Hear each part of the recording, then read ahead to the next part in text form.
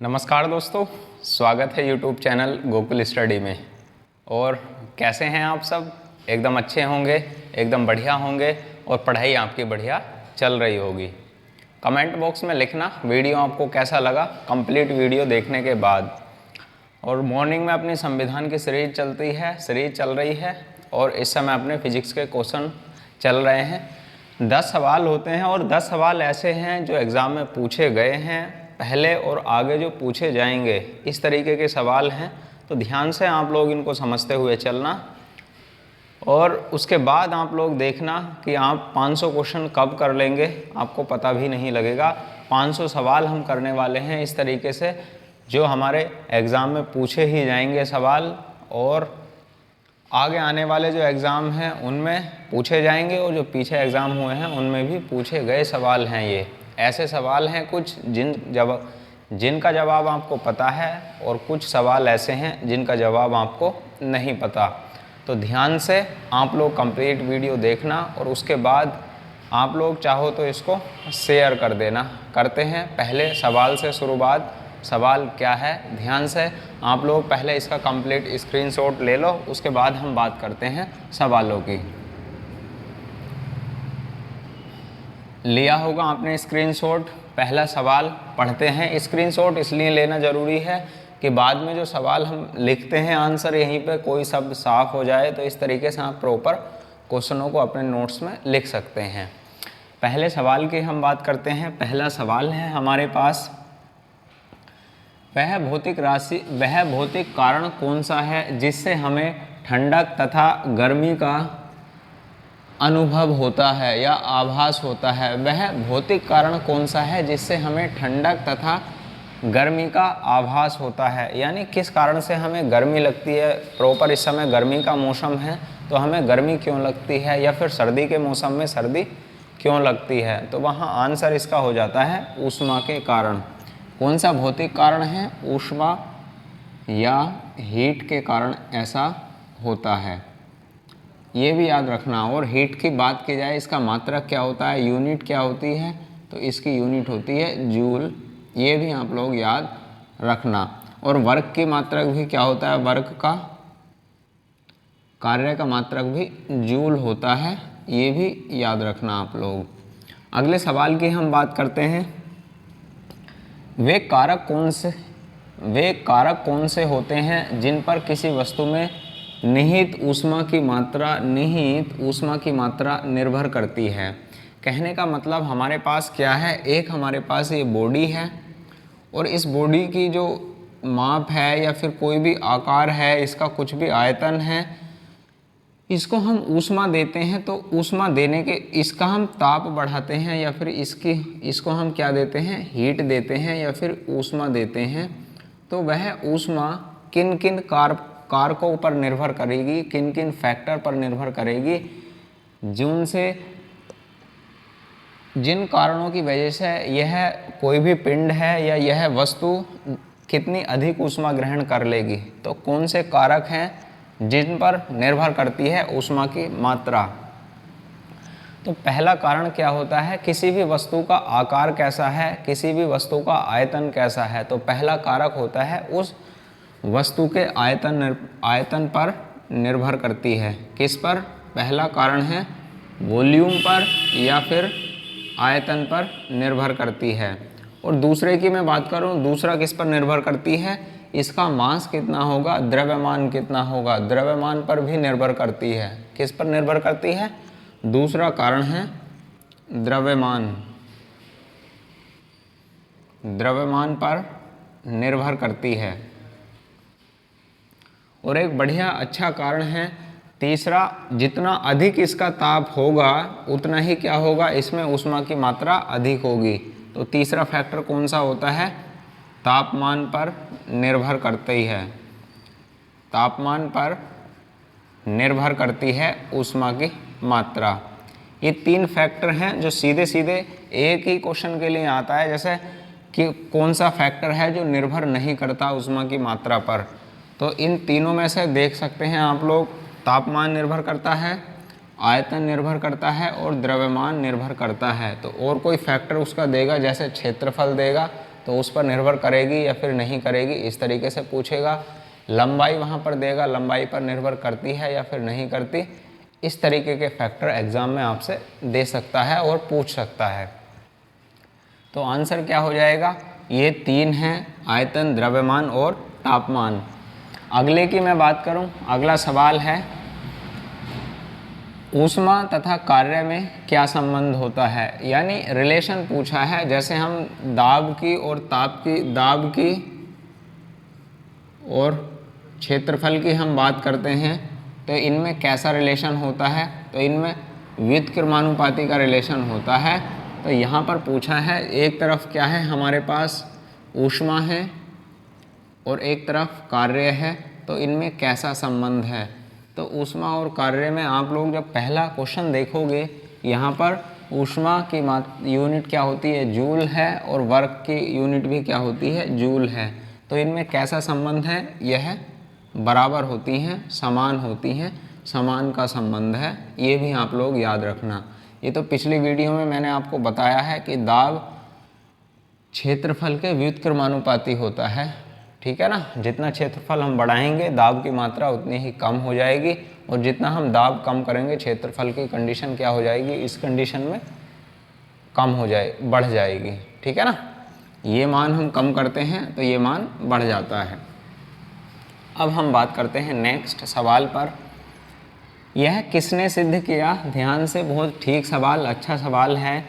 यह किसने सिद्ध किया कि ऊष्मा को कार्य में परिवर्तित किया जा सकता है, यानी जैसे अभी हमने बात की हीट की और वर्क की कि इनमें रिलेशन कैसा है, तो इनमें समान रिलेशन है।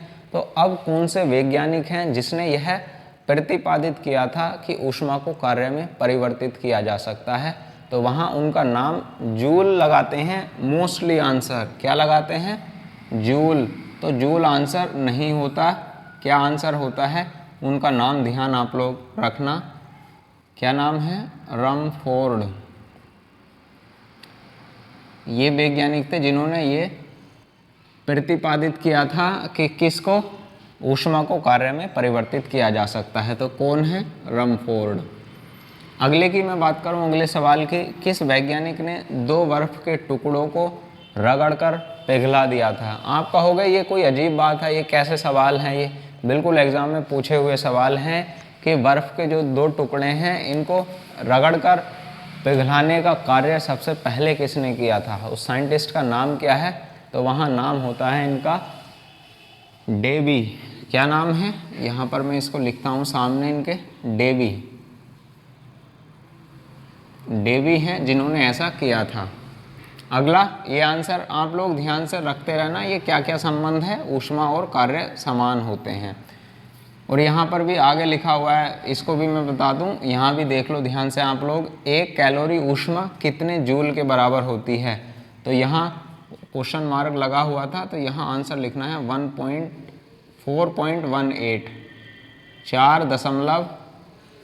4.18 जूल होती है। यदि यहाँ पर 1 किलो कैलोरी पूछ लिया जाए तो 4.1.8 गुणा 10⁻³ और हम कर लेते हैं, यदि किलो कैलोरी पूछ ले तो। नहीं तो 1 कैलोरी बराबर कितना होता है, 4.18, 4.1 जूल। नेक्स्ट सवाल की हम बात करते हैं, 1 कैलोरी की परिभाषा क्या होती है। अब यहाँ पर क्या है, 1 कैलोरी की परिभाषा क्या होती है, 1 कैलोरी होती क्या है उसकी हम बात करते हैं। तो 1 कैलोरी की परिभाषा है 1 ग्राम जल का, ध्यान से सुनना इस सवाल को, बढ़िया है ये सवाल, 1 ग्राम जल का तापमान 1 डिग्री सेंटीग्रेड बढ़ाने के लिए, 1 ग्राम जल का तापमान 1 डिग्री सेंटीग्रेड बढ़ाने के लिए जितने ऊष्मा की आवश्यकता होती है उसको क्या बोलते हैं, 1 कैलोरी ऊष्मा कहते हैं। ध्यान से आपने सुना, 1 ग्राम जल का तापमान 1 डिग्री सेंटीग्रेड बढ़ाने के लिए जितनी ऊष्मा की आवश्यकता होती है उसे 1 कैलोरी हम कहते हैं। ध्यान से आप लोग समझ लेना इसको। और क्या है, 1 कैलोरी, और 1 कैलोरी बराबर कितना होता है, 4.18 जूल। अभी मैंने आपको ऊपर भी ये बताया है। अगले सवाल की हम बात करते हैं, ये BTU आपको दिखाई दे रहा होगा, इसको बोलते हैं ब्रिटिश थर्मल यूनिट, क्या बोलते हैं? ब्रिटिश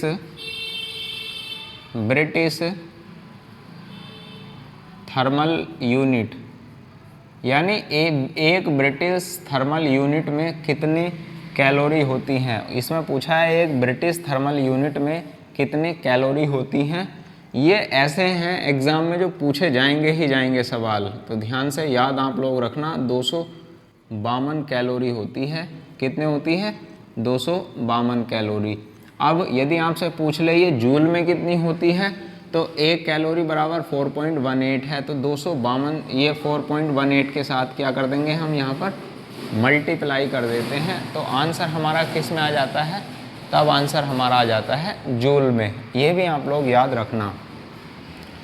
अगले सवाल की हम बात करते हैं, किसी ठोस को गर्म करने पर उसके आयतन में होने वाले प्रसार को क्या कहते हैं।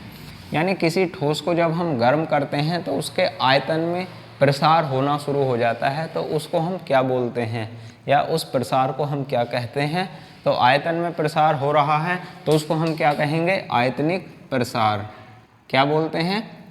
आयतनिक प्रसार। आयतन में प्रसार होने का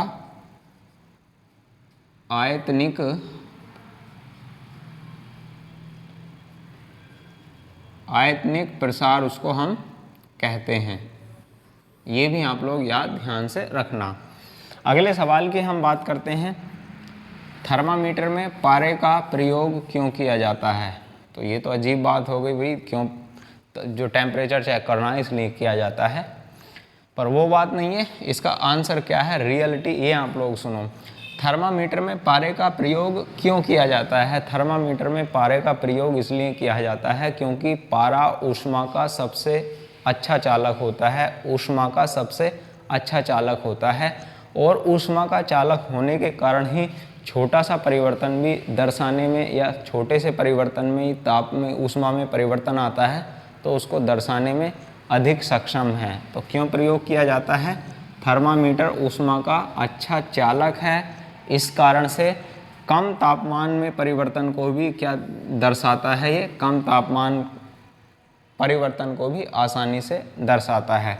इसमें प्रसार हो जाता है तुरंत ही। आपने देखा होगा थर्मामीटर और उसके अंदर भरा हुआ होता है पारा, और जब टेम्परेचर चेक करते हैं तो पारे में विस्थापन जितना होता है उसी से हम पता लगा लेते हैं कि इतना हमारा क्या है, इतने फ़ारेनहाइट है, या फिर इतने डिग्री सेंटीग्रेड क्या है, तापमान है बॉडी का।